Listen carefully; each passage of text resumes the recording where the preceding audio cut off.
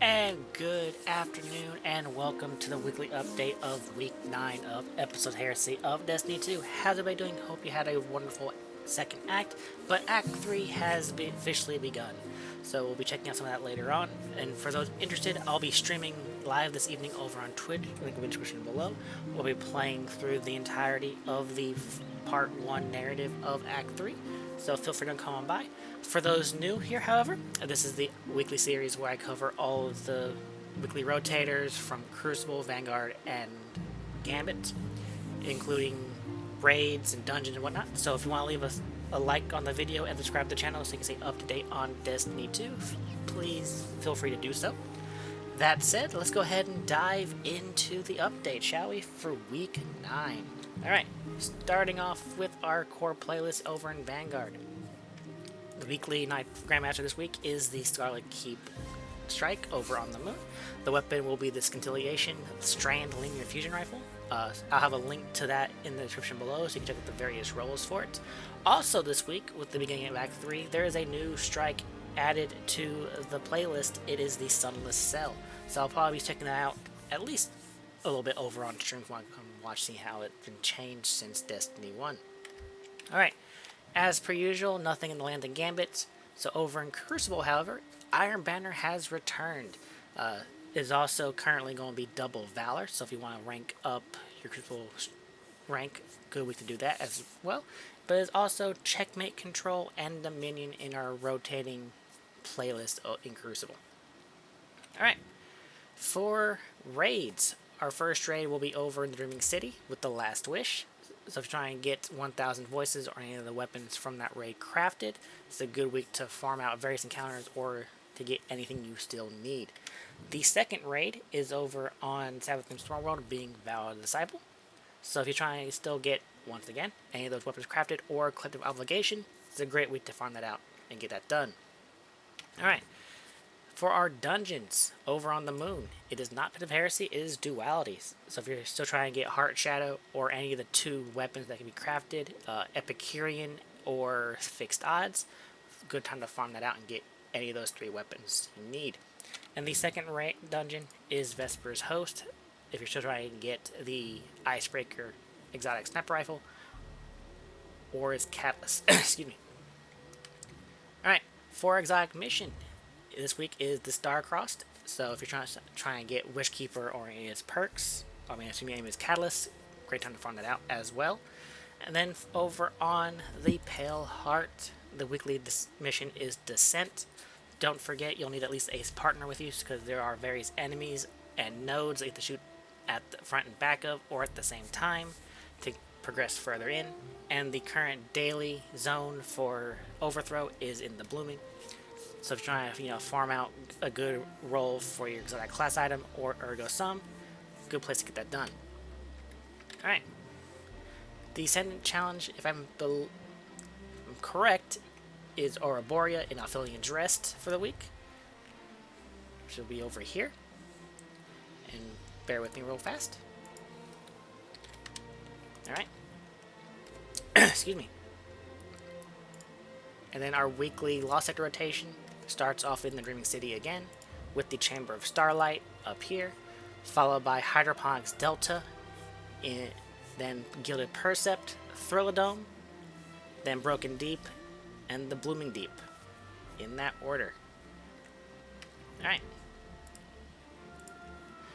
Okay, next up, over on Neptune, the weekly Terminal Overload is over here in Ashma Park, with the current daily Vex Incursion Zone being over in Zephyr Concourse. So if you're trying to get, any exotic gear to drop, get that. Good place to get that done. Just keep an eye on when it pops up. Alright.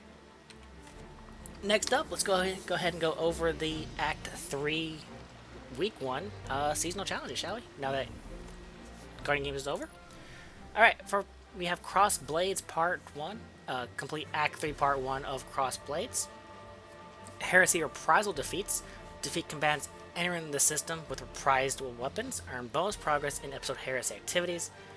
Heresy reprisal weapons include Code Denial, False Promises, Whispering Slab, Temptation's Hook, and Hollow Words. For those who don't know how you get those, there is a thing within Eris's apartment that you can turn in 10 of the legendary currency of the season to get like 2 or 3 various weapon rolls. Alright, Heretical Arsenal. Defeat combatants with sidearm and final blows. Bonus progress in episode Heresy activities for defeating Guardians. To complete these is 10,000 kills, so I heavily recommend doing it in Heresy activities. Court of Blades Orbs. Create Orbs of Power in Court of Blades. Bonus progress for spending stolen runes on the following purchases during the activity. Paracausal Bandolier or Rally Buff. Enhance Court of Blades. Complete the Court of Blades activity with runic enhancements equipped worth at least 7 rune power. Higher difficulties grant additional progress. Small Arm Soulfire. Defeat combat targets with submachine guns or sidearms. Additional progress granted in episode Heresy activities or by defeating Guardians in the Crucible. Ritual Ornament. Acquire any ornament for the seasonal ritual weapon. So your Vanguard, Crucible, or Gambit ornaments. Void Ornaments. Defeat targets in any ritual activity with Void Weapon Final Blows. Earn bonus progress for defeating them with Void Power weapons. And then lastly, Calibrate Close Range. Calibrate Close Range weapons, sidearms, submachine guns, shotguns, glaives, and swords. Bonus progress for defeating Guardians. Alright, that is our 9 challenges for week 1 of Act 3. Alright, lastly, let's go ahead and go to the Eververse store. For those new, I only cover items with bright dust, nothing with silver, so it is all earned in-game. Alright, so first up on the front page of the store, we have the Rim Shot emote. We then have the Rotor Engine Sparrow.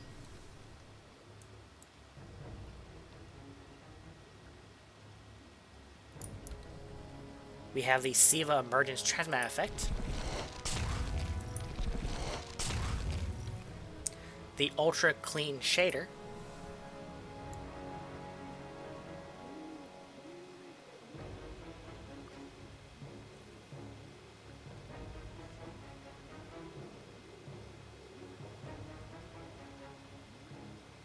And lastly, the Cerulean Divide shader.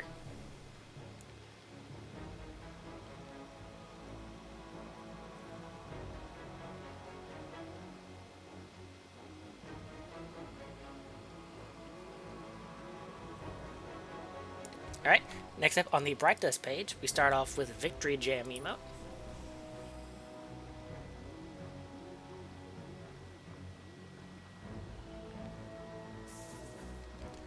We then have the Stepped In It emote.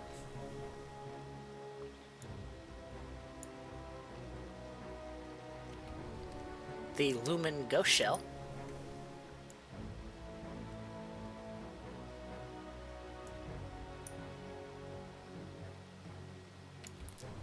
The Dialmatic Hover ship.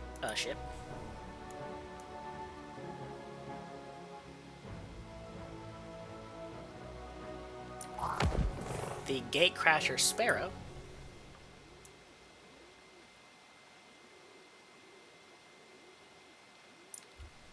The Dead Again weapon ornament for Dead Man's Tale, modeled after the Deepstone Crypt raid.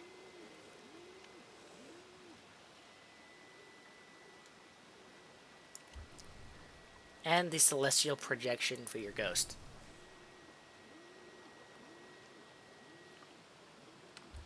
Alright, next up we have the Oiled Gunmetal shader.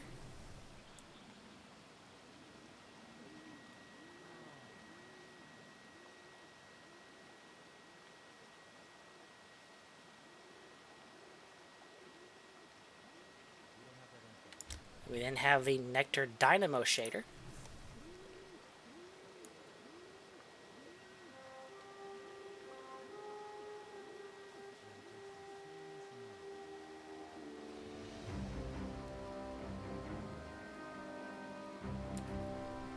Then the Iridescent Sharite shader, which is very reflective.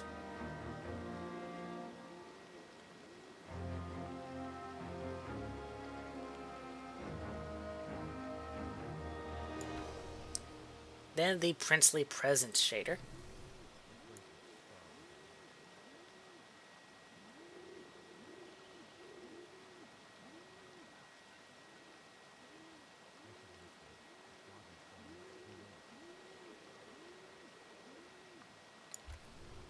Next we have the Fallen Arrival Transmat effect.